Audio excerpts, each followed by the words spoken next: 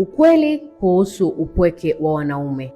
Swali ni hili: kwa nini mwanaume anaweza kuwa na kila mtu karibu yake, lakini bado akajisikia yuko peke yake? Watu wengi hudhani mwanaume huwa mpweke pale anapokuwa hana mtu karibu naye, lakini ukweli ni tofauti. Kuna wanaume wanaocheka na marafiki zao kila siku, wanaume wenye familia, wanaume wenye simu zilizojaa majina ya watu wengi, lakini usiku ukifika wanabaki na ukimya ambao hakuna anayeujua.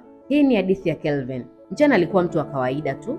Kazini alicheka na wenzake, alishiriki mazungumzo, alionekana kama mwanaume ambaye hana tatizo lolote. Lakini kila aliporudi nyumbani, hali ilibadilika. Alikaa kimya, alibeba mawazo yake peke yake. Kulikuwa na mambo mengi moyoni mwake ambayo hakuwahi kumwambia mtu. Sio kwa sababu hakuwa na watu wa kuzungumza nao, bali kwa sababu aliamini mwanaume anatakiwa ajitatulie mwenyewe.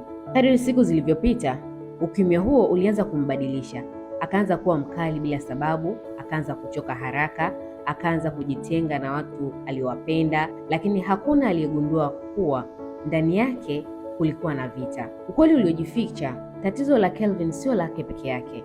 Wanaume wengi wamelelewa kwenye mazingira yanayowafundisha kuficha wanachohisi. Wanaambiwa vumilia, usilie, kuwa mwanaume, na taratibu wanaanza kuamini kuwa kuonyesha hisia ni udhaifu. Lakini ukweli ni huu: hisia ambazo hazizungumzwi haziondoke, zinaendelea kubaki ndani na kujenga mzigo ambao hakuna anayeuona. Ndiyo maana mwanaume anayeweza kuwa katikati ya watu wengi, lakini ndani yake akawa anapambana na upweke.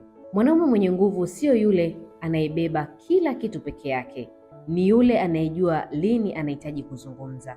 Anza kujenga mambo haya katika maisha yako: mtu mmoja wa kumwamini ambaye unaweza kuzungumza naye kwa uhuru, muda wa kutulia na kutafakari mwelekeo wa maisha yako, mazungumzo ya kweli bila kujifanya kwamba kila kitu kiko sawa wakati ndani kuna changamoto, kwa sababu wakati mwingine kuzungumza ni hatua ya kwanza ya kujiponya. Jiulize, ni mara ngapi nimejifanya niko sawa wakati ndani yangu kuna jambo linaniumiza?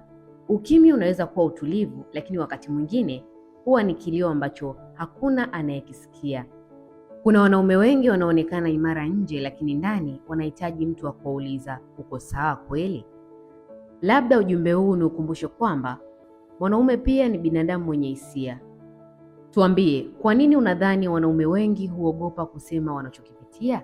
Naitwa Sofia kutoka Hidden Gold Insight. Usisahau kulike, kushare na kucomment, lakini pia usisahau kutufollow kwenye mitandao yetu ya kijamii kama Hidden Gold Insight.